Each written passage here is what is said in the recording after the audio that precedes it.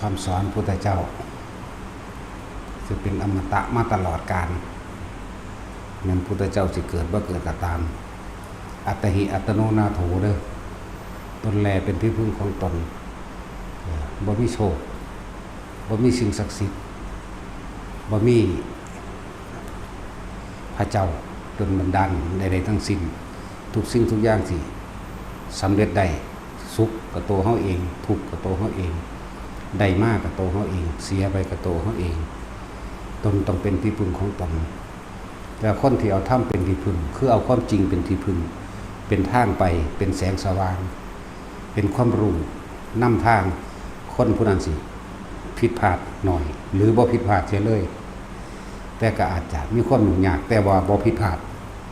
คนที่เอาธรรมเป็นไงนะคือเอาความจริงของทุกชีวิตสรรพสัตว์เป็นไง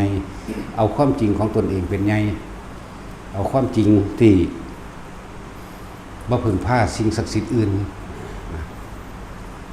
เฮาเชื่อมั่นในเรื่องกรรมคือการกระทำของตนเองเป็นตัววัดผลเขตของตัวเองเป็นตัววัดผลตนเองเขาบ่เคยเชื่อเรื่องสิ่งศักดิ์สิทธิ์บันดาลบ่เคยมีในหัวใจนี่เลยบ่เคยมีในความคิดแม้นิดหนึ่งน้อยหนึ่งก็บ่มีคือเฮาสร้างวัดขึ้นมาเองเริ่มต้นการสร้างวัดของเฮาเองเฮาไปได้ที่ดินมาแล้วคนผู้ใดผู้หนึ่งหรือหน่วยงานอันใดอันหนึ่งที่สนับสนุนเงินเฮามาสร้างก็บ่มีเลยเข้าใจว่าล่ะเฮาได้มาโดยการศรัทธาและความมั่นใจของเฮาเองเฮามั่นใจกับสิ่งใดเฮามั่นใจกับธรรมเฮามั่นใจกับคำสอนพระเจ้าเฮามั่นใจกับมรรคมีองค์8สัมมาทิฏฐิมีความเห็นตามความจริงได้แล้วหมายถึงว่าสัตว์โลกเป็นไปตามกรรมกระทำสิ่งใดย่อมได้รับผลของสิ่งนั้นและสิ่งที่เป็นพื้นฐานรองรับของเฮาเลยซึ่งมันมีเต็มหัวใจเฮาอยู่แล้วบ่เคยคิดเบียดเบียนทำลายให้ผู้ใดผู้หนึ่งเสียชีวิตและทรัพย์สินตลอดทั้งมนุษย์และอมนุษย์บ่เคยมีในความคิดเลยการที่พวกเฮาสร้างสถานธรรมแห่งนี้วัดแห่งนี้ธรณีสงฆ์แห่งนี้หรือเรียกว่าแผ่นดินนี้เป็นพุทธบูชาสร้างเพราะว่ายินดีกระทำตามบูชาแปลว่ายินดีกระทำตามสร้างขึ้นหรือจัดทำขึ้นกระทำขึ้นตามคำสั่งสอนของพระพุทธเจ้าโดยอาศัยหัวใจเจ้าของเองโดยอาศัยกำลังศรัทธาที่มีกำลังของเจ้าของเองตลอดทั้งบุคคลผู้มีศรัทธาร่วมกันเริ่มต้นของการสร้างวัดของเฮาอยู่นี่นะก็คือเฮาไปได้ที่ดินมาแล้วได้ที่ดินมาแล้วปุ๊บเวลาเฮาไปจัดขอสร้างนะไปจัดขอสร้างปุ๊บทางหน่วยงานต่างๆราชการหรือสำนักพุทธจังซี่เขาก็สิบอกเฮาว่าเฮ็ดศาลามีศาลาหรือยังมีกุฏิจักหลังพระประธานบ่ห้องน้ำมีหรือยังมีพระจักองค์มีเมสซี่บ่ถ้ามีเฮาก็ถ่ายรูปไปให้เขาตามนั้นบ่ทันได้รับอนุญาตจักหม่องในโลกนี้ตั้งแต่มีพุทธศาสนามานี่นะบ่ทันได้มีว่าให้จัดสร้างเป็นวัดให้จัดสร้างโดยการรับรองของสำนักพุทธก็ตามโดยการรับรองของหน่วยงานราชการใดก็ตามบ่มีนี่คือระเบียบที่ต้องเฮ็ดมานะแล้วก็ที่สำคัญอย่างหนึ่งที่พวกเฮาได้ก่อสร้างลงมือเฮ็ดโดยลำพังพวกเฮาเองแล้วที่สำคัญเลยคือไม่มีเงินสนับสนุนจากหน่วยงานราชการใดๆทั้งสิ้นบ่มีจากกระทรวงศึกษาธิการบ่มีจากกระทรวงนั้นกระทรวงนี้บ่มีเฮาสร้างด้วย2มือ2ตีนเฮาเองแต่ว่าเขาสิมาเป็นเจ้าของเฮาอย่างบ่ล่ะเฮาสร้างโดยลำพัง2มือ2ตีนเฮาต้นแรกพอเป็นหลักอยู่แล้วมีแม่ยิ้มมียายจอยมีพ่อยายนายมียายล่มมีตาจุ้ยแล้วก็ค่อยๆทยอยมาเรื่อยๆนะใส่2มือแล้วก็ที่บอกว่าบ่เคยมีเงินจากกระทรวงทบวงใดๆทั้งสิ้น มีตั้งแต่พวกมาลัยเฮาเท่านั้นแปลกประหลาดบ่ทั้งที่เฮาสร้างโดยรับบังเอาเองบ่มีการไปเรียไล่แจกซองบ่มีการไปขอกับไผอีกมีแต่เฮ็ดไปโดยลำพังเจ้าของเองหากไปทางไปเฮ็ดไปนั่นแหละนี่อัตหิอัตโนนาโถขนาดบ่บาดนั่นแหละจึงบอกว่าทุกอย่างว่าสิเป็นเรื่องเฉพาะตนเฉพาะบุคคลความสิหลุดพ้นออกจากกรรมความสิหลุดพ้นออกจากวัฏสงสารตัวเฮาเองก็ต้องสั่งโดยลำพังตัวเฮาเองเป็นเฉพาะเฮาเองเลยการสร้างวัดณสถานที่นี่เฮาก็สร้างโดยลำพังพวกเฮาเองบ่มีหน่วยงานใดมาสร้างซอยเฮาแต่ว่าป่าไม้ก็เที่ยวมาแต่บอกว่าบุกรุกสปก.ก็เที่ยวมาบอกว่าเสียหน้าดินบ่เคยมีว่าสิได้รับสนับสนุนจากหน่วยงานสปก.ที่ดินหรือป่าไม้หรือวรรณอุทยทยานบ่เคยมีนี่ฟังไว้ดีๆโลดไผก็ดีทั่วโลกนี่แหละฟังเขาสร้างมาแนวใดยากหรือง่ายแนวใดนั่นน่ะแล้วเฮาสิไปสนใจหยังกับบุคคลมานั่นนี่กับเฮามาทำลายเฮาถึงบอกนี่คือความจริงของทุกวัดพร้อมบ่แม่นแต่เฮาเด้20-30 ปีบ่ทันได้รับอนุญาตให้เป็นวัดอยู่ก็มีแม่นบ่ล่ะบ่ทันมีย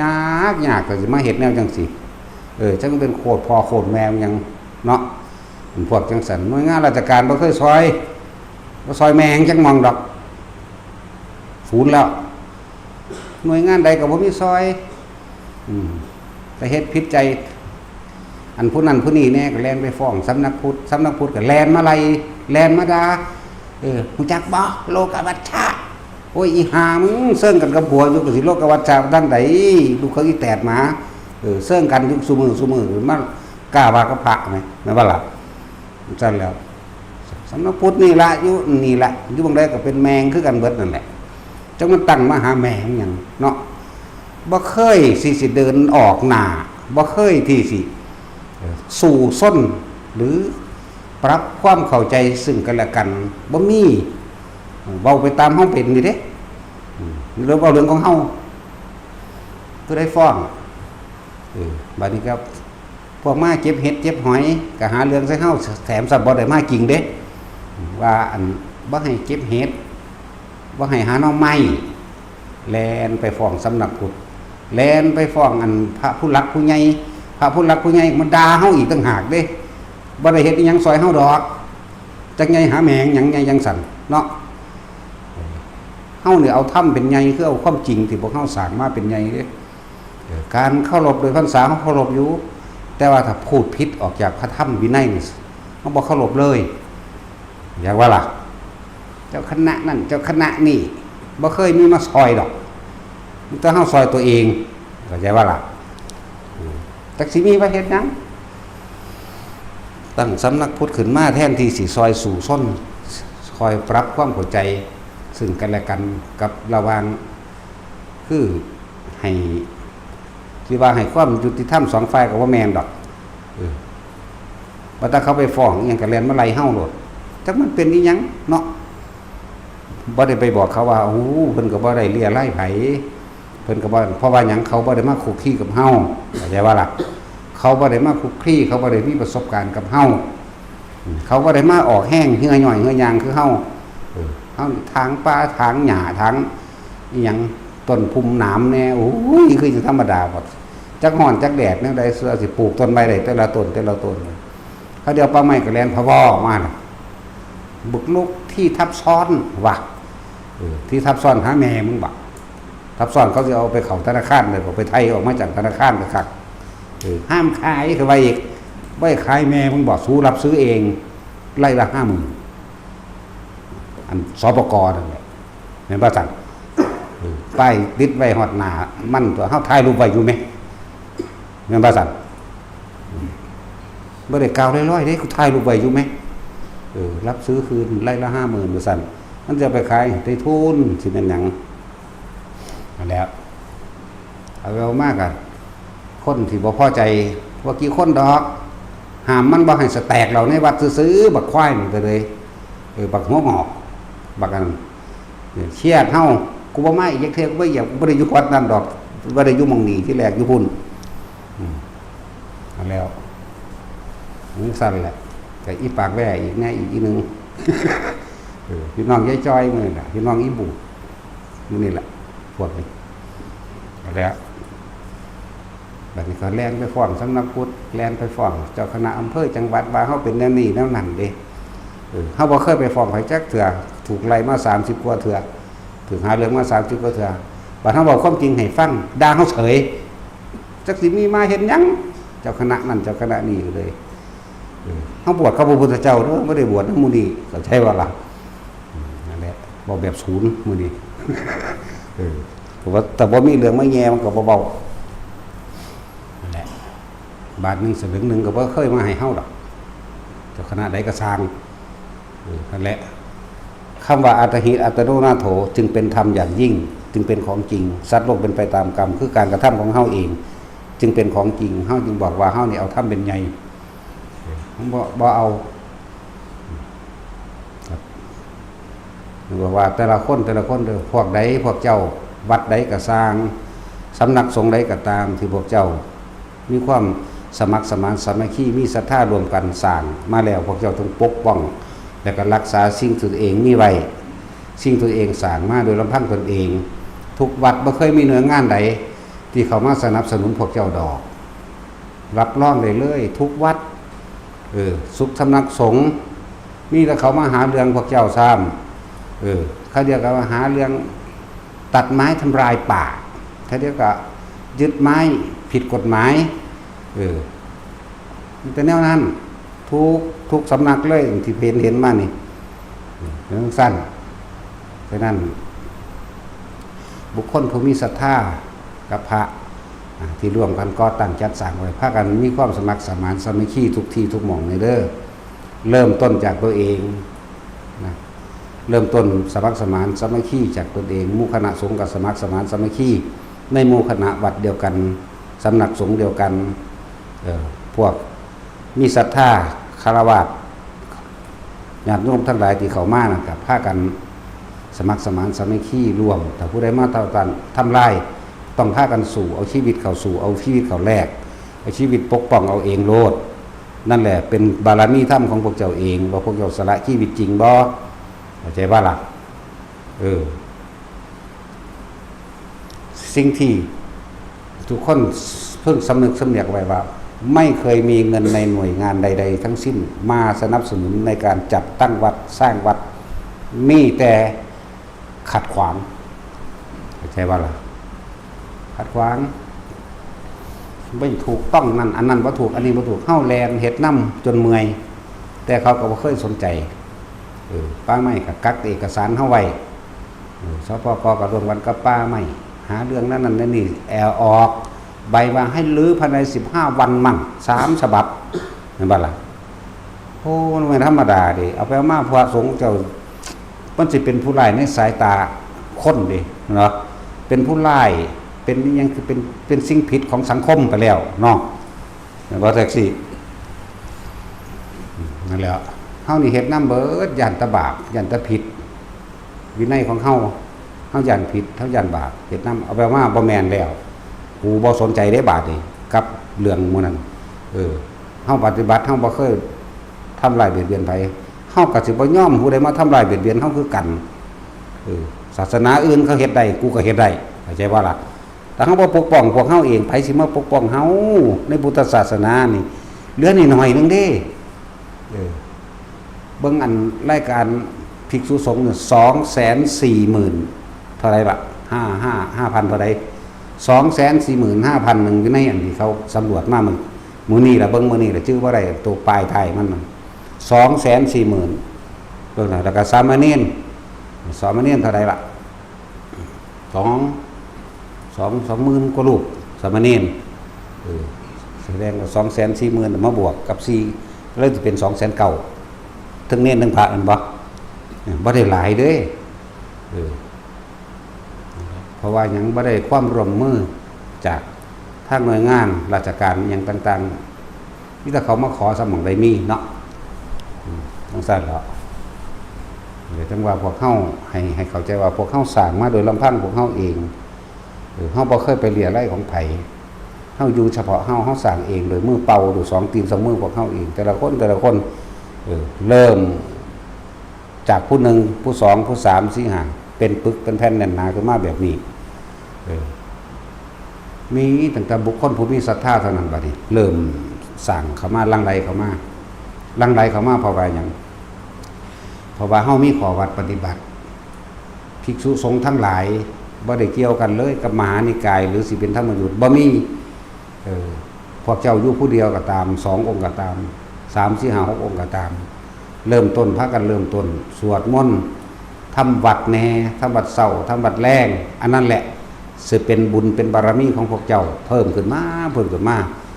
คนก็สิคอยเข้าวัดเข้าว่าเองเพราะว่าหยังพวกเจ้ามีบุญได้เขาจังเข้าเห็นบ่ล่ะพวกเจ้ามีบุญพวกเจ้ามีฌานพวกเจ้าเริ่มมีบารมีในการ1หัดสวดมนต์สาธยายทรงจำคำสอนพระพุทธเจ้าแน่ธรรมจักรแน่อธิตตปริยสุนตคณสูตรและบทต่างๆแล้วก็ศึกษาในพระไตรปิฎกเริ่มทำขอวัดปฏิบัติแน่คนที่เขามาเองว่าต้องไปเอิ้นไผมาดอกเขาหังมาเอาเองเพราะว่าภิกษุย่อหย่อนทางการปฏิบัตินำที่เฮาเห็นโดยทั่วไปมันเลี่ยลาดแล้วมันไปทั่วทิพย์ทั่วแดนแล้วเห็นบ่ล่ะมันเลยเกิดกลายเป็นฆาตกรในสายตาสังคมแล้วเข้าใจบ่ล่ะแม่นบ่ล่ะเกิดกลายเป็นผู้ร้ายในสายตาคนทั่วโลกแล้วบัด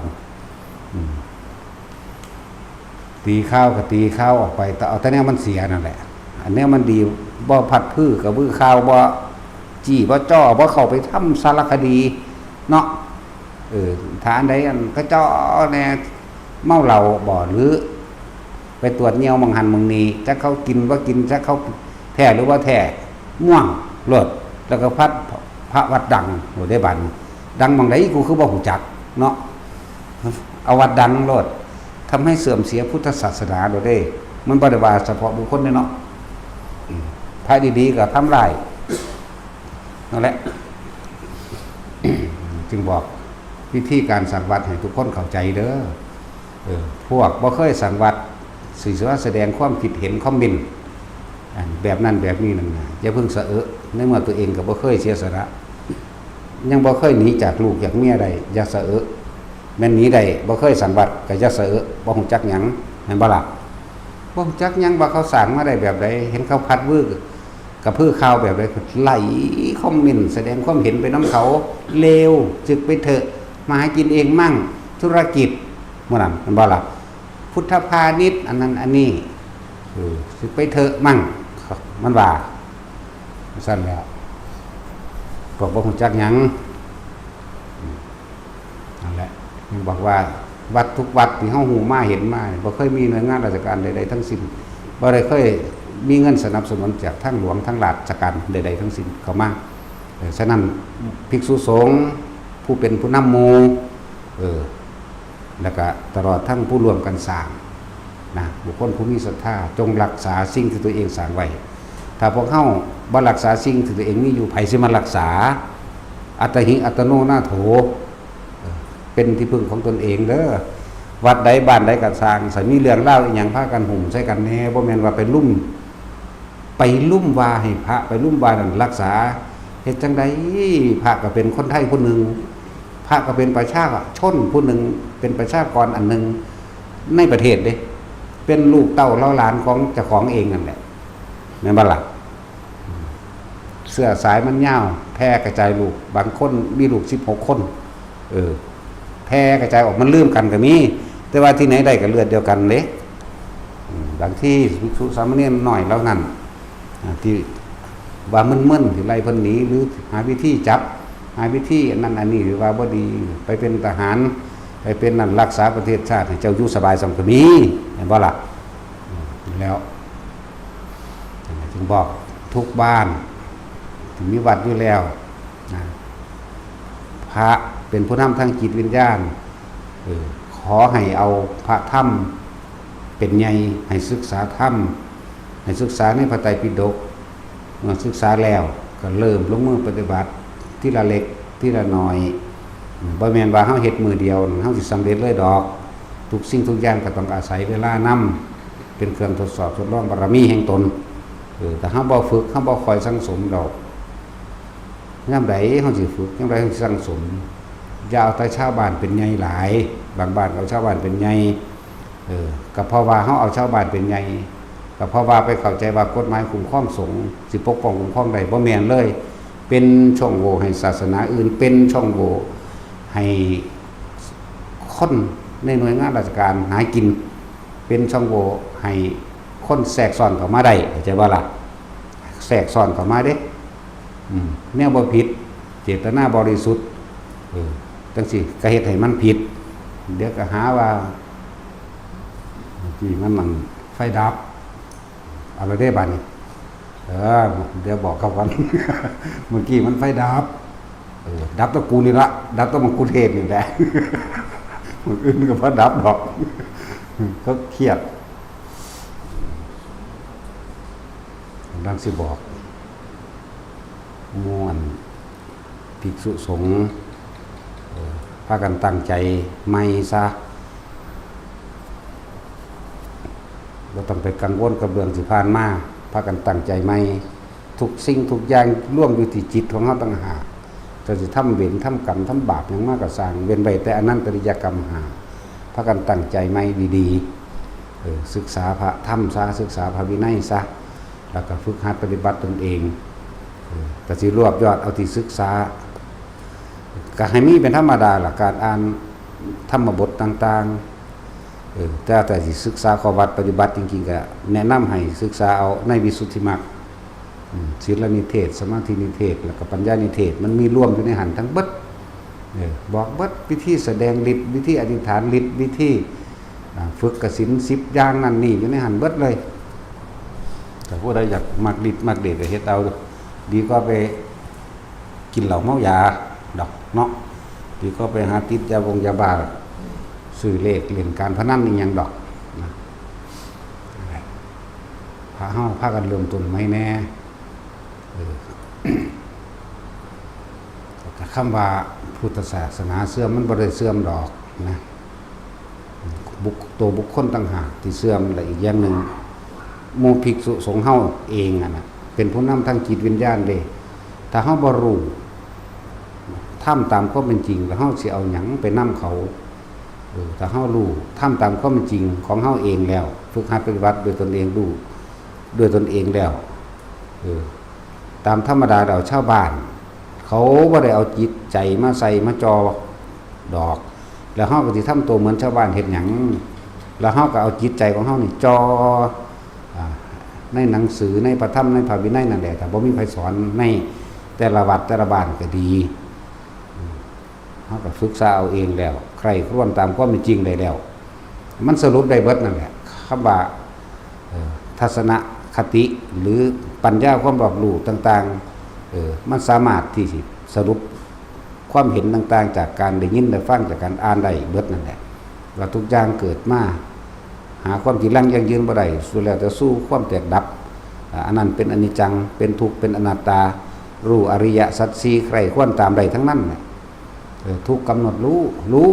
ว่าโอ้ทุกข์เพราะว่าหิวพรหนาวเนาะทุกข์เพราะเจ็บไข้ได้ป่วยทุกข์เพราะว่าแก่ชราทุกข์เพราะว่าตายเนาะก็มันหูได้คือกันนั่นแหละสาเหตุทุกข์คือความอยากเนาะอยากนั่นอยากนี่แต่บ่ได้ดังอยากบ่ได้ดังหวังเป็นทุกข์แบบนี้เนาะมันหูน้ำกันได้เบิดหนทางแห่งการดับทุกข์มรรคมีองค์8นี่ศึกษาเอาแล้วทุกข์ดับไปดับเพราะว่าเบิดความอยากในตัณหาและอุปาทานเบิดความยึดมั่นถือมั่นจากธาตุ4ขันธ์5มื้อนี้มันก็รู้ได้นำกันเบิดที่นี่ก็หาเครื่องอยู่เท่านั้นเด้เครื่องอยู่ก็คือฝึกเอานิชาตินั่นแหละอันนั้นเป็นเครื่องอยู่ของความคิดเฮาเองบ่ให้มันไปอยู่นำผู้อื่นบ่ให้เอาความคิดไปอยู่นำบุคคลสัตว์สิ่งของเรื่องนั้นเรื่องนี้เพิ่นก็เลยให้ฝึกอานาปานสติอันเป็นเครื่องอยู่เป็นวิหารธรรมตถาคตวิหารพระพุทธเจ้าเฮาก็อยู่โดยอานาปานสติลมหายใจอริยวิหารพระอริยเจ้าทั้งหลายผู้บ่ไปเบียดเบียนไผเพิ่นก็อยู่โดยลมหายใจมั่งอยู่นำอาการปิติมั่งอยู่ในชาติ1 2 3 4มั่งพรหมวิหารเกิดอยู่ในลมหายใจเฮานี่แหละก็อาศัยการทรงชาติเจริญชาติ1 2 3 4มั่ง ผู้สิหา6 7 8ก็แล้วแต่เฮาว่าเอาซ้ำนี้ก็พอแห้งแล้วล่ะนะบัดนี้เฮาก็สิรู้แก่นแท้แก่นถ้ำหยังก็สิเป็นผู้นำของชาวบ้านชาวเมืองใดผู้เขาเวลาเขามาทำบุญก็บอกคำว่าบุญให้เขาเข้าใจจริงๆแน่บุญคือความสงบเย็นปราศจากความเร่าร้อนในความอยากได้อยากเป็นอันนั้นอันนี้ท่านที่เกิดเป็นบุญท่านเพราะว่าบ่หวังสิ่งใดตอบแทนนี่บุญได้เกิดขึ้นแล้วท่านทั้งหลายเรานี่นำสู่ขึ้นสู่พระนิพพานได้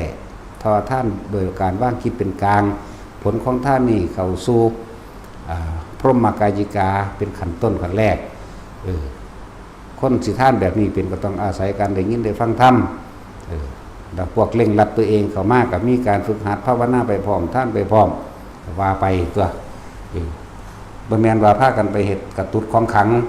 พาเขาไปสักยิ่งสักลงสักไล่บอกหวยบอกเบอร์แต่ของก็จะรวยคือกันไปบอกผู้อื่นเฮ็ดหยังแต่มันจริงมันแท้มันก็ซื้อเอาเองมันตัวนั่นล่ะจะพานำตะความหลอกลวงไปหลอกเขาเจ้าหลายนะอะไรจังว่าให้ทุกที่ทุกวัดกว่าสิเป็นวัดเป็นมาได้กว่าสิเป็นสถานธรรมเป็นมาได้มันต้องใส่ความศรัทธาอย่างแรงกล้าเด้มันเป็นไปได้ต้องใส่ความศรัทธาต้องใส่ความเพียรต้องใส่ความอดทนจากแรงกระทบกระทั่งต่างๆความเพียรก็คือความเหน็ดเหนื่อยเมื่อยล้าท้อแท้อ่อนแอจังสิแต่คนมันมีความเพียรกล้าแล้วมันก็มีอดทนไปพร้อมเฮ็ดไปตัวนั่นแหละต้องใส่วิมังสาปัญญาหาวิธีสอบถามมองหันมองนี่เฮ็ดแบบได้แบบก็ว่าไปตัวนั้นบ่ล่ะจังได๋ตาหมู่ภิกษุสงฆ์บ่เป็นผู้นำทางจิตวิญญาณตามความเป็นจริงเอาความจริงออกมาแสดงเอาธรรมออกมาแสดงไผสิออกมาแสดงชาวบ้านมันแสดงก็แสดงตามความจำมันซื่อๆเด้เห็นบ่ล่ะถ้ามันละได้จริงๆมันก็มาบวชทันตัวมันยังเลี้ยงลูกเลี้ยงหลานอยู่ยังขายของอยู่เห็นบ่ซั่นก็บ่ได้ว่าเขานั่นเป็นสัมมาอาชีพของเขาเองเห็นบ่ล่ะคือจังเฮาเน้นเรื่องพระเด้อหมู่ภิกษุสงฆ์เด้อบวชเข้ามาแล้วฝึกหัดปฏิบัติขอวัดของเฮามีอยู่13วัดเรียกว่าทุดงควัด13จักว่าล่ะอยู่ในของเฮามันมีอยู่ก็เฮ็ดไปส่วนชาวบ้านเขาเทศนาว่าการเขาก็เทศไปเขาก็เป็นเครื่องเลี้ยงชีพเขาอย่างนึงก็บ่ว่าส่วนหมู่ภิกษุสงฆ์บวชเข้ามาแล้วสักไล่เป็นอาชีพรดน้ำมนต์แก้เคราะห์สะเดาะกรรมเป็นอาชีพอันนี้บ่แม่นบ่ถูกเป็นเดรัจฉานวิชาบ่แม่นไปหาดูดวงผูกคอผูกแขนอย่างต่างๆถ้าเป็นประเภทนี้แต่ว่าบ่ได้เกี่ยวกับว่าในศาสนานี่ก็อย่างนึงประเภทนี้บางอย่างก็เป็นของชาวบ้านก็เฮ็ดไปแต่ว่าเฮามีหน้าที่เอาความจริงออกแสดงจริงหยังจริงอริยสัจสี่นั่นแหละทุกสมุทัยนิโรธมรรคนั่นแหละหนทางแห่งการเกิดปฏิจจสมุปบาทหนทางความดับมื้อนี้ก็บอกเขานะแล้ว เฮาพอศึกษารู้เข้ามาด้วยตนเองแล้วไผสิมาสอนเฮาได้ไผสิบอกเฮาได้เฮาต้องเป็นเฮาเป็นผู้นำเขาแท้ๆเฮาก็ต้องศึกษาด้วยตนเองปฏิบัติด้วยตนเองก็เมื่อเฮารู้แจ้งเห็นจริงตามคำสั่งสอนที่พระพุทธเจ้าแสดงไว้ให้เป็นแล้วเฮาก็เอาทำเป็นใหญ่ถึงตัวบัดนี้เฮาก็บ่ได้เอาบ่เกี่ยวกับลาภสักการะบ่ได้เกี่ยวกับเกียรติยศและชื่อเสียงบ่ได้เกี่ยวกับว่าไผสิเคารพนับถือบ่เคารพนับถือได้บัดนี้เพราะว่าเฮาเอาความจริงเป็นใหญ่แล้วบัดนี้เอาทุกข์เป็นใหญ่เอาทุกข์สมุทัยเป็นใหญ่เอานิโรธเป็นใหญ่เอามรรคเป็นใหญ่เอาอนิจจังทุกขังอนัตตาเป็นใหญ่เข้ามาแสดงกันเลยการกระทำใดๆก็คือเอาเรื่องของกรรมเป็นใหญ่เว้าไปตามความเป็นจริงต่างคนที่มียศถาบรรดาศักดิ์ใหญ่ๆสิเป็นเจ้าคุณเจ้าหยังก็แล้วแต่ถ้าบ่แม่นเครื่องวัดโสดาสกิทาคาอนาคาเด่นนั่นน่ะมันบ่ล่ะเจ้าสิถูกแต่งตั้งเป็นสมเด็จสมแด็จอิหยังก็สร้างบ่ได้เป็นเครื่องวัดว่าเป็นผู้บรรลุธรรมอิหยังเด้นั่นน่ะเขาตั้งเพื่อประกาศเกียรติยศเกียรติคุณให้ซื่อๆแล้วพากันเป็นหลงเป็นบ้าไปนำมันตัวตั้งประกาศซื่อๆเด้นั่นน่ะว่าล่ะนั่นแล้วคนก็เป็นบ้าไปนำตัวบัดนี้นั่นล่ะโอ้ยเจ้าคุณนั่นเจ้าคุณนี่เฮ้ยเจ้าขี้มันเจ้าคุณหาแมงหยังแต่คนบ่มีธรรมหรอกคนบ่มีความจริงออกไปแสดงคนบ่สงเคราะห์โลกคนบ่ซอยโลกค คนบ่มีความเมตตาสงสารหมู่สัตว์มันบ่แม่นได้นั่นน่ะมันเป็นเจ้าโทษมันเป็นเจ้าหุ้นเข้าใจบ่ล่ะเจ้าโทษอันนั้นคนก็เป็นบ้าแนะนำกันอยากบอกตั้งแต่เรื่องยศแบบมาพบเจ้าหุ้นบ่มาพบเจ้าลาภบ่เจ้าถ้ำบ่เนาะบอกนี่น่ะกูบ่รู้เรื่องแล้วกูนี่ ถ้าว่าหลวงตานั่นหลวงพ่อนี่อันนั้นใครแน่อันแนวนี้เนาะจังซั่นแล้วมันบ่แม่นเครื่องวัดมรรคผลนิพพานบ่แม่นเครื่องวัดว่าเป็นอรหันต์เข้าใจบ่ล่ะพวกจังซั่นนั่นแหละคนเราเป็นบ้าเจ้ายศเจ้าศักดิ์ไปนำเรื่องของโลกไปเลยบัดนะมันบ่แม่นของจริงเด้อนั่นน่ะเขาตั้งประดับประดาเพื่อประกาศเกียรติคุณซื่อๆจะไปหลงนำแนวแบบประกาศบางอย่างบ่มีความสามารถหยังพวกมีเงินแน่พวกอันได้ใกล้ชิดผู้มียศถาบรรดาศักดิ์แน่เฮ็ดให้การแล้วเอาไปมาเรื่องกลายเป็นเรื่องซื้อขายกันที่ตำแหน่งก็เลยปานทั้งโลกไปแล้วมันบ่ล่ะได้พระครูมาเขานั่นหมื่นเท่านี้หมื่นสั้นลาภสั้นสามัญสั้นนั่นสั้นนี่พุทธเจ้าบ่ได้ตั้งอยากว่าล่ะแต่ตั้งพุทธเจ้าก็ตั้งพระมหากัสสปะเป็นสังฆราชแล้วตั้งพระโมคคัลลาเป็นพระครูเนาะพระครูสั้นนั่นสั้นนี่ตั้งพระสารีบุตรมื้อนี้เป็นเจ้าคุณนั่นเจ้าคุณนี่แล้วเนาะตั้งพระอรหันต์หูเป็นพระธรรมเกดีเลยพุ่นแล้วเพิ่นจำได้เบิดมั้ยเนาะบอกมาแล้วอันหยัง พวกพระเวลามีเรื่องมีปัญหามาที่บ่เอาถ้ำเป็นไงสิบ่กล้าซอยกันย่านกฎหมายทั้งโลกนั่นบ่ล่ะนี่แหละที่บอกว่าพรบคุ้มครองสงฆ์บ่แม่นเป็นสิ่งที่หล่อแหลมและหลวมมากๆเสียเขาสิเอากฎหมายทั้งโลกสำหรับพวกสิทำลายพุทธศาสนานี่พวกสอกรบนทำลายเขาสิเอามาแหลมใส่เขาสิมาสอดใส่ให้มันมีความผิดถือว่าเขาเจ้าให้เป็นค่าจ้างสร้างก่อสร้างหรือคนทำงานในวัดมันก็สิว่าเปรคนนั้นเปรคนนี้เห็นบ่หาว่าแล้วเอาเงินมาจากไหนนี่สิไปตรวจสอบได้บัดนี่จะมาจากไสเขาบ่ได้ไปรับจ้างมั้ยก็มาจากบุคคลผู้มีศรัทธาหน่วยงานราชการนักกฎหมายทั้งหลายฟังไว้ดีๆโลดวัดทุกวัดเขาสร้างขึ้นมาด้วยศรัทธาของเขาบ่ได้ไปเอาเงินหน่วยงานราชการใดๆทั้งสิ้นมาสร้างเริ่มต้นมาจากทุกวัดเลยรับรองได้ว่าบ่มีจักวัดที่ว่าหน่วยนั้นหน่วยนี้เอามาให้เป็นเงินหลวงแม่นบ่ล่ะมีแต่เงินบุคคลผู้มีศรัทธาบางที่ผู้นั้นเขารวยเขาเป็นเศรษฐีเขาบริจาค5ล้าน10ล้านเขาสร้างกันไปแม่นบ่บ่ได้ไปรองบประมาณปี2500ท่านทนีบ่มีก็แล้วกันนั่นแหละแบบนี้พุทธศาสนาสร้างขึ้นมาโดยลำพังตนเองดิต้องสั่นแล้วเป็นหยังคือให้เขามาแสกสอนเนาะสำนักพุทธมันบ่ได้ซอยหยังเด้มันซอยทำลายว่าแต่มีเรื่องหยังขึ้นไปฟ้องเขาคนชาวบ้านไปฟ้องทางนั้นน่ะเฮ้ยจักบ้าแล้วก็ไปชาโลดอีหาอ้วนก็เลย อยู่นี่แหละสำนักพุทธจังหวัดอันนี้แหละจังหวัดยังลืมชื่อแล้วเนาะ จังหวัดอำนาจเนาะสั้นแล้วมันลืม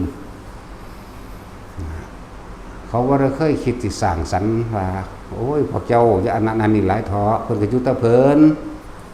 เพราะว่าหยังเขาบ่เคยออกมาสำรวจวันยังมาแรงเลิกงานเงินเดือนออกไปสังสรรค์กินเหล้าเมายาไปเที่ยวขับเที่ยวบาร์กันก็มีมันบ่สั่นพุ่นขาเป็ดขาไก่กินเหล้าเมายากันคุยกันเรื่องอันนั้นอันนี้เซ้ยบ่ได้เคยคุยเรื่องธรรมะเด้เอาคนจบยังมากก็บ่รู้เนาะก็จบทั้งโลกนั่นแหละมันสิมาปกครองสงฆ์ได้จังได๋นั่นแหละถอนได้ก็ถอนโลดเพราะว่าพุทธศาสนาทุกวัดนี่วัดทุกวัดนี่สร้างมาโดยลำพังตนเองทั้งเบิดบ่ได้เงินหน่วยราชการบ่มีงบประมาณให้ก็แล้วกันถอนได้ก็ถอนไปเลยอย่าเขามาแทรกซ้อน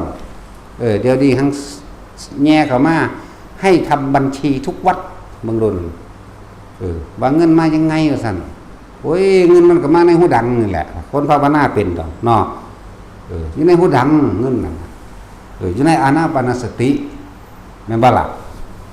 เขาบ่ได้ไปรับจ้าง เงินสิมาจังไสเขาบ่ได้ขายของเขาบ่ได้ขายเสื้อผ้าเขาบ่ได้ขายแนวอื่นเลยเขาก็ภาวนาของเขาไปเลยมันก็มาตามบุคคลผู้มีศรัทธาจะไปเฮ็ดน้ำมันนั่นกฎหมายกฎหมามันนั่นน่ะเนาะ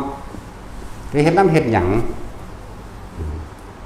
บัดนี้ตรวจสอบบัญชีนั่นนี่สมมุติว่าเอา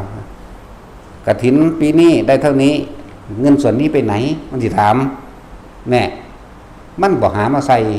มันก็มาถามมันบ่ล่ะอันนี้ใส่หยังไปแน่นี่แหละจุดล่อแหลมสิหาว่ายักยอกมั่งหาว่านั่นหาว่านี่มั่ง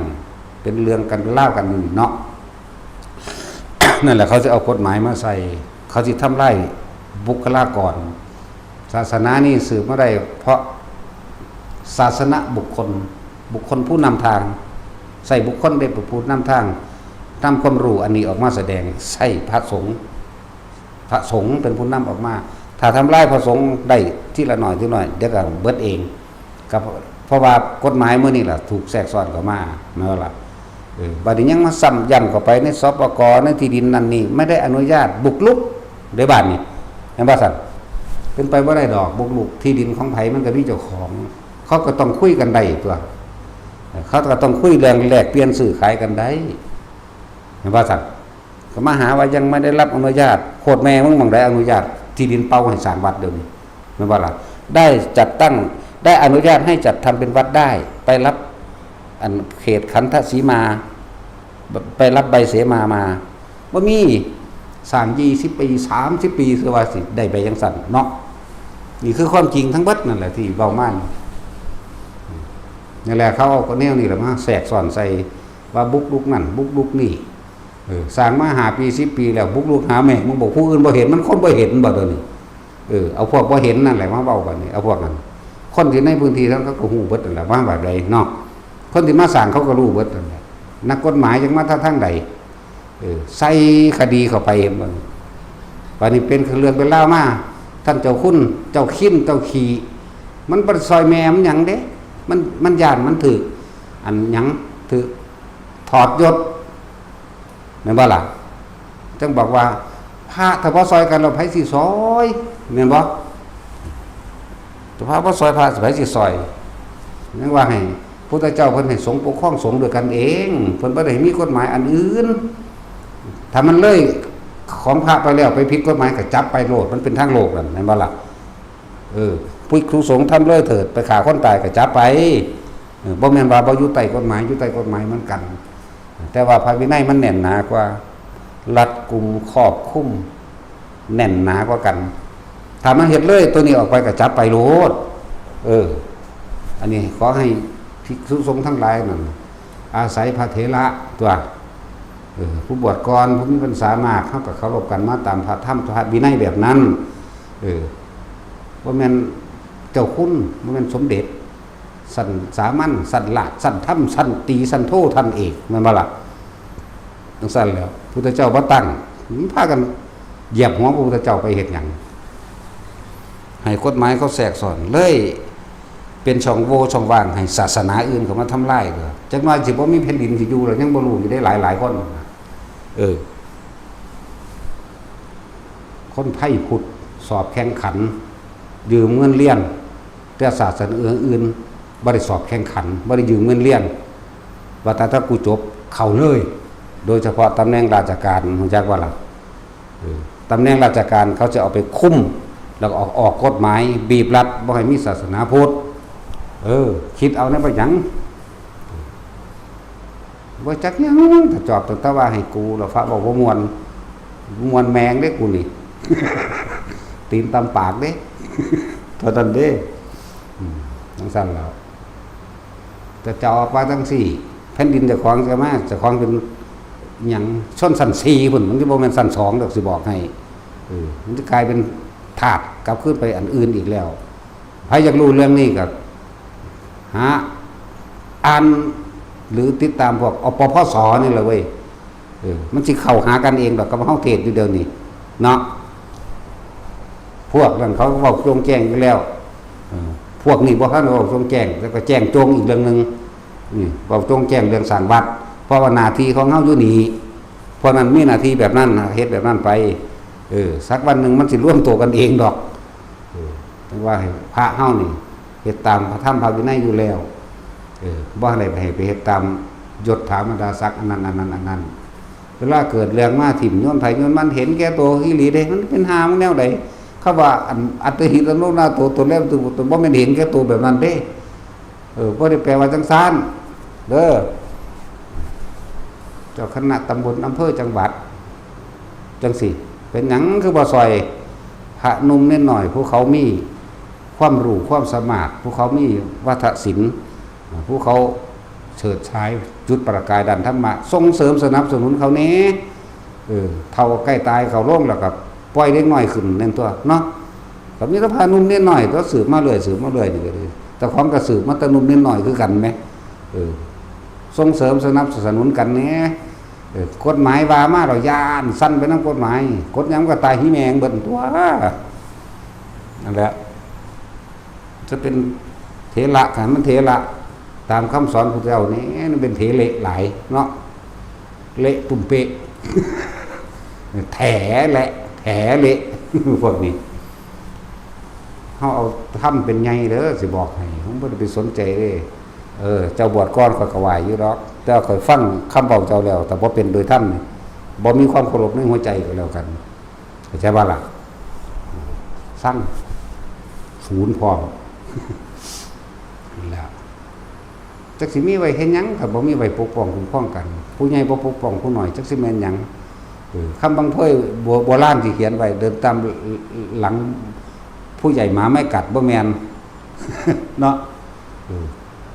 กัดคือเก่าล่ะเพราะว่าผู้ใหญ่บ่รักษาแม่นบ่ซั่นมันผิดแล้วเดี๋ยวนี้จักว่ายุคนี้มันเป็นยุคหยังนะจักว่าคำว่าทินกาขาวไปว่าจังไดมันบ่มีเด้กาขาวธรรมชาติมันมีอยู่บ่กาขาวมันบ่มีบุคคลทั้งหลายยกย่องคนเลวว่าเป็นคนดีเขาเลยแปลว่าทินกาขาวนี่แหละยุคทินกาขาวก็เลยยกคนเลวให้เป็นคนดีคือใจมันดำแต่ว่าถูกยกขึ้นว่าเป็นคนดีเลยเขาเจ้าแล้วเปรียบเทียบว่าเป็นกาขาวที่มีมาแม่งทั้งใดกาขาวเนาะอย่างสั้นมันก็ถือกับตัวนี่อะไรทั้งว่าบอกแต่ละวัดแต่ละบ้านแต่ละภิกษุสงฆ์แต่ละองค์ที่ร่วมกันสร้างในบุคคลผู้มีศรัทธาพวกเจ้าคิดถึงตัวเองที่พวกเจ้าสร้างมาเด้อสร้างมาโดยลำพังศรัทธาแห่งตนเองกับคำสอนพระเจ้าแล้วคนทั้งหลายผู้มีศรัทธาก็ร่วมกันสร้างมาจงรักษาสิ่งที่ตัวเองสร้างมานำทำคำสอนของพระพุทธเจ้าออกให้คนได้รู้ได้ยินได้ฟังให้เขามีทางออกจากการเวียนว่ายตายเกิดให้เขามีทางออกจากทุกข์คนเฮาถ้ามีทุกข์แล้วบ่เข้าหาธรรมแก้บ่ได้จึงบอกว่าธรรมะนี่แก้ได้ทุกอย่างเข้าใจว่าล่ะแก้ได้เบิดทุกอย่างโลกแก้โลกบ่ได้ปัญหาโลกแก้ปัญหาโลกบ่ได้แต่เอาธรรมไปแก้ปัญหาโลกแก้ได้แก้ตนเองนั่นแหละจังว่า เปรียบเทียบคนทุกข์คนยากในหมู่บ้านนั้นถูกรังแกถูกข่มเหงถูกเอาเปรียบถูกดูถูกนั่นบ่สารพัดบ่มีทางออกเด้ก็ได้ต้องรับผลของกรรมอยู่จังซั่นตลอดเห็นบ่ล่ะแต่ว่าเมื่อไหร่ที่บุคคลที่ถูกรังแกข่มเหงเอาเปรียบและดูถูกเข้าถึงธรรมเดินทางเข้าสู่ธรรมฟังธรรมฟังความจริงศึกษาธรรมคนผู้นั้นสิมีทางออกทันทีเลยหนีออกหมดจากกรรมเก่าได้ทั้งหมดเนี่ยเปรียบเทียบให้ฟังปานนั้นแหละสั้นแล้วเปรียบเทียบอีกอย่างนึงคือต่างประเทศที่บ่มีพุทธศาสนาในหันแม่นบ่ล่ะเขาอยู่ในประเทศของเขาอยู่ในอิทธิพลแห่งศาสนาของเขาเองแม่นบ่เขาสิคิดบ่ออกเลยว่าการสิมาออกจากทุกข์หรือการสิปล่อยหรือการสิว่างแบบใดโลกนี้เป็นอนิจจังทุกขังอนัตตาบ่รู้เด้เดินทางมาประเทศไทยที่มีในคำสอนพุทธศาสนาไปเจอคำสอนจริงๆทุกสมุทัยนิโรธมรรคจริงๆเขาสิมีทางออกเลย เหมือนกับหนีออกจากความมืดเหมือนกับหนีออกจากความมืดในประเทศของเลยประเทศนั่นศาสนานั่นพอแต่มาเจอพุทธศาสนาซึ่งเป็นธรรมเป็นของจริงนี่เขาสิแจ้งบะเลยเขาสิแก้ปัญหาตัวเองได้นั่นแหละจังว่ามันหนีออกจากกรรมเก่าได้แต่กรรมเก่าเบิดนั่นแหละบัดนี้จังหนีออกได้บัดนี้จึงบอกว่าหมู่ภิกษุสงฆ์พากันฝึกหัดศึกษาด้วยตนเองเฮาบ่เอาธรรมสงเคราะห์โลกเฮาสิเอาหยังมาสงเคราะห์เดี๋ยวนี้บอกหวยบอกเบอร์นั่นบ่จังว่าเขาจะฆ่าตายแล้วบอกผิดดูหลายเนาะ ลดน้ำมูกน้ำม่วนสะเดาะเคราะห์บ่ดูดวงให้เขาบ่ขายสิงขายกระต่ายให้เขาบ่ขายสีเกี่ยมขายไม่งอดให้เขาบ่ขายลิงขายคางให้เขาขายเสือขายหมาให้เขาบ่สักลำรุ่นนั้นตัวนั้นตัวนั้นแม่นบ่สัตว์เบิ่งไปหยังเสือหัวขาดก็มีสักไปหาแมงยังเสือหัวขาดบ่เห็นหงเนาะ ไปจังสั้นตัวสักลิงใส่นั่นนี่สักขี้เกียม2 หาง 3 หางสักนกสาลิกาลิ้นทองสั่นโอ้ยกุมารทองน่าจังสั่นบอกมันพาคนออกมันบ่ได้ออกเลยมันนะแต่พากันเลิกได้แล้วภิกษุสงฆ์ทั้งหลายก็ดีให้เอาธรรมนี่ได้สงเคราะห์ภิกษุสงฆ์สิเอาหยังสงเคราะห์ถ้าบ่แม่นเอาธรรมแหมนั่นบ่ล่ะก็สร้างตัวเองขึ้นมาซะก่อนตัวจะไปว่าถ้าจะพูดถึงเรื่องเฉพาะบัดนี้เฉพาะนั่นเป็นหยังคนคือว่าเขาว่าเป็นหยังคนว่าเจ้าก็ไปเล่นกับเขานำเพราะว่าหยังเจ้าไปคลุกคลีกับชาวบ้านเพราะเจ้าบ่ได้ศึกษาพระวินัยพร้อมเจ้าบ่ได้ศึกษาพระธรรมพร้อมเขาก็บ่เคารพเจ้าเลยชินในการเล่นเรื่องใดกินข้าวแลกว่าหยังวะนี่ตาศีลเรื่องใดน่ะอ้อมหอยเป็นตาแซ่บเนาะแน่ก็เล่นน้ำกันไปเลยตัวบ่จักอันใดควรอันใดบ่ควรไหมมันว่าล่ะแค่แล้วเดี๋ยวก็เน้นหน่อยไปซื้อพระหมากจ้องเน้นหน่อยไปซื้อพระบ้านยังบ่แรงเนาะทั้งสั้นแล้วบ่ได้นิดหน่อยแล้วซุมื้อได้เห็นอยู่มั้ยขี่รถซาเล้งไปแม่มึงไปหยังน้อมีหมาพร้อม นี่แต่ว่าเจ้าก็ยังมีความเป็นสงฆ์อยู่ดอกเข้าใจว่าล่ะหรือว่าท่านได้ขาดดอกเขาเจ้ายังหนุ่มห่มอยู่พากันไปตั้งใจเฮ็ดใหม่ซะไปซื้อโครงไก่สงสัยมื้อนั้นสิกรีดยางบ่ได้หลาย แต่สินไปสอนแล้วเนี่ยบ้านแถวนั้นแหละเขาถามกันอีหลีเด้เขาเอิ้นหยังหลวงพี่มัมได้ยังกินมื้อนี้ยกโครงไก่ขึ้นเขาเบิ่งโคตรบักหามเอ้ยว่าก้อยงัวนี่ก็ไข่เพราะกูอยากนำเขาก็หัวไปซื่อๆนั่นแหละมันบ่ทันได้ขาดยังออกดอกในเมื่อโตเฮาเองยังใส่สุดเหลืองอยู่นั่นนะพากันปรับปรุงเอาใหม่มันบ่ทันได้ขาดออกจากมรรคผลนิพพานยังดอกพวกเจ้าปฏิธรรมอันนั้นจริยกรรมสิ่งที่ห้ามมรรคผลนิพพานสิ่งที่ห้ามนิพพานห้ามสวรรค์ห้ามนิพพานคืออนันตริยกรรมเท่านั้นทุกคนยังมีสิทธิ์อยู่เหมือนเดิมเด้อให้กำลังใจกันให้แนวทางกันบ่แม่นหยังห้ามสวรรค์ห้ามนิพพานโลดกินเหล้าซื่อๆสิห้ามไปทางใดดอกนี่ภาษาคตะสมัยตะกี้ก็เมาเหล้าต่อหน้าพระพุทธเจ้าทั่วแม่นว่าล่ะมันซั่นแล้วพระหยังพระทักคะบ่อีกองค์นึงแล้วเป็นสติฟันเฟือนแล้วแก้ผ้าย่างอ้อมบ้านอ้อมเมืองพุ่นตัวบ่ใส่หยังเลยเด้ใช่บ่ล่ะมันซั่นแล้วว่าหลงลืมสติหรือภิกษุมีสติวิปลาสแล้วก็แก้ผ้าหยังอ้อมบ้านอ้อมเมืองกรุงราชคฤห์อันพวกนั้นก็สิไปปรับจังซั่นสิโอ้ยเธอบ่มีสติพระพุทธเจ้าเอาขึ้นมารักษาไว้ก่อนแล้วก็หายแน่เมื่อหายแล้วเพิ่นก็ปฏิบัติธรรมบนสลดสังเวชได้ตัวเองมันก็บรรลุอรหันต์เสยมันได้ล่ะพระทักคะไม่บอกไปก็นั่นก็ได้เด้เดี๋ยวสิว่าเอาเว้าลาวกอีกแล้วเป็นสติวิปลาสแล้วแลนไหลกอดผู้สาวสมตัวของจักบ่ล่ะแก้ผ้าแลนลงเด้งเลยเด้ในอ่านเบิ่งเอาแต่ผู้ใดอยากรู้จักลืมแล้วจะอยู่ด่าใดเล่มใดมันมีอยู่นั่นแหละ มีเวทนาบางอย่างมั่งสติวิปลาสมั่งทำด้วยความไม่รู้มั่งหลายอย่างก็ดอก นั่นแหละหรืออันที่กับมีกับบุคคลมั่งก็ว่าไปสิ่งที่เป็นอนาบัติหรืออาบัติหรืออนาบัติก็อ่านเอาเนี่ยละเว้ยเนาะแล้วตราบใดที่เฮายังบ่ได้เป็นอนันตริยกรรมนั่นน่ะมันก็มีคือเก่าได้คือเก่าถ้ากันบ่ต้องไปกังวลที่คิดถึงมันก็ยังบอกอยู่แล้วถ้าพวกเจ้าอยากละกรรมเก่านั่นน่ะพวกเก่าก็จะคิดถึงเรื่องเก่าพวกเจ้าก็คิดถึงปัจจุบันก็ลมหายใจเอาตัวเคล็ดลับมันมีอยู่มั้ยบอกเคล็ดลับให้อยู่แต่ละมื้อแต่ละเว้นก็ดีเนาะการอยู่กับโลกก็ต้องปกป้องตนเองพวกเฮาสร้างเรื่องสร้างวัดนี่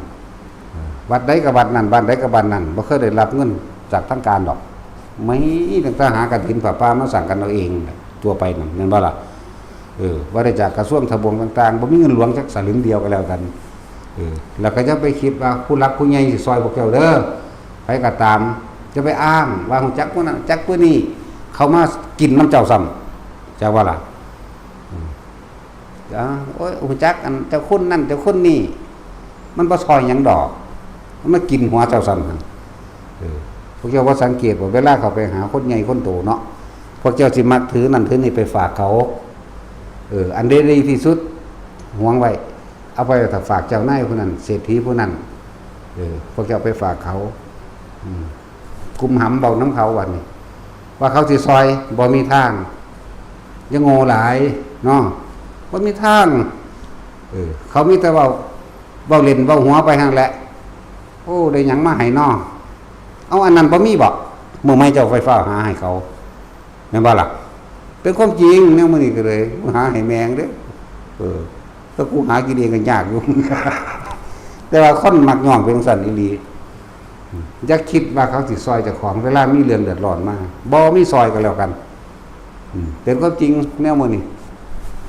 พวกเจ้าก็ไปมีความหวังแบบโอ้ยรู้จักท่านนายอำเภอรู้จักอันอีหยังร้อยโทร้อยเอก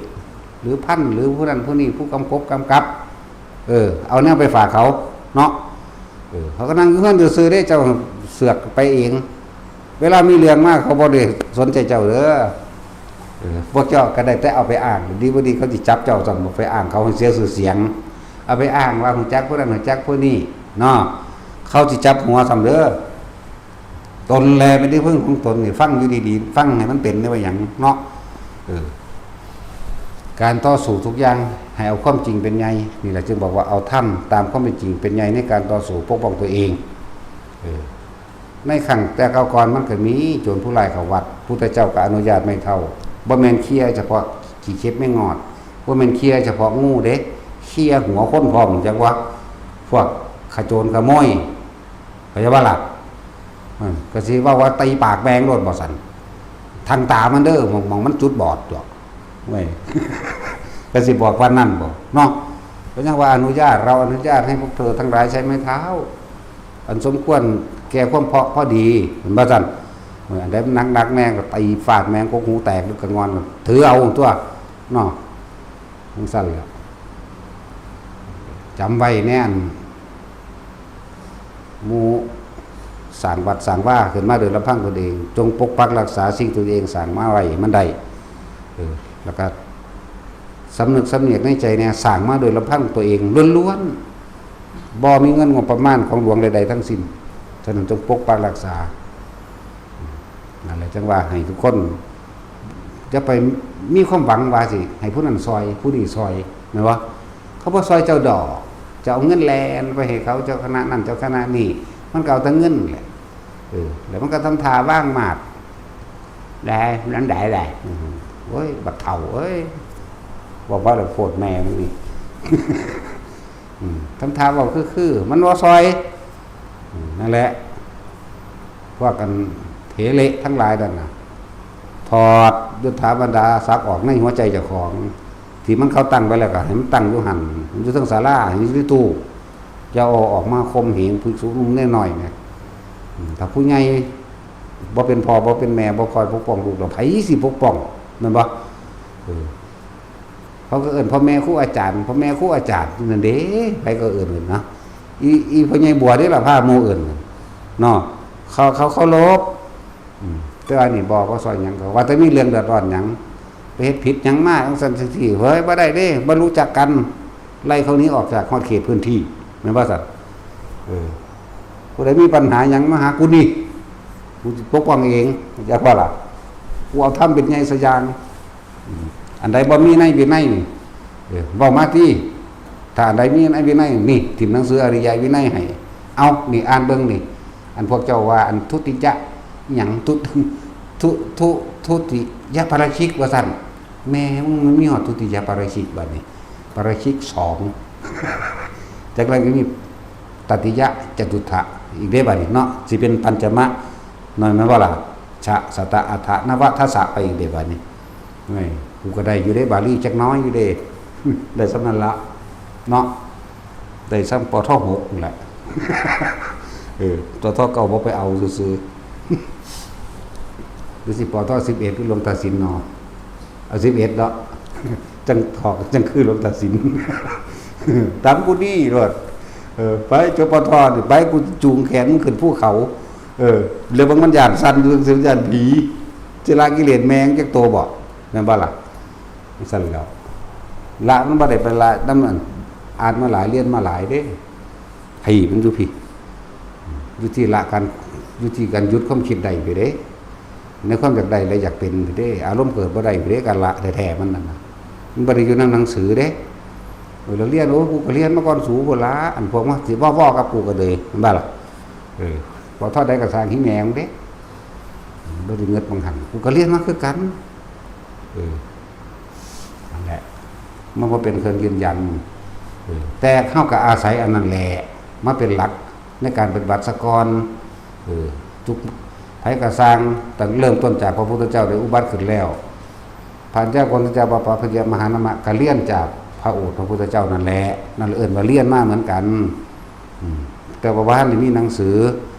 พระโมคคัลลาภาษาลีบุตรเรียนมาจากไผก็เรียนมาจากพระอัสสชิบาสัตก็สั่นแล้ว เกิดมาเรียนอยู่ว่าให้ดูถูกก็ดูถูกเด้แต่ดูถูกคนเด้บ่ได้ดูถูกแต่ปิฎกเข้าใจว่าล่ะดูถูกจิตใจคนก็ดูดีก็ดูผิดเด้อล่ะเนาะเพราะเฮาดูถูกหลายอันหลายอย่างโพดตะกี้ก็อาศัยการได้ยินได้ฟังเลิศว่าเถระหรือเทรวาสนั่นฟังต่อจากพระเถระตะกี้เถระมีความรู้ออกจากใจมีความรู้ความเป็นจริงบ่แม่นเถนกระดาษเป่า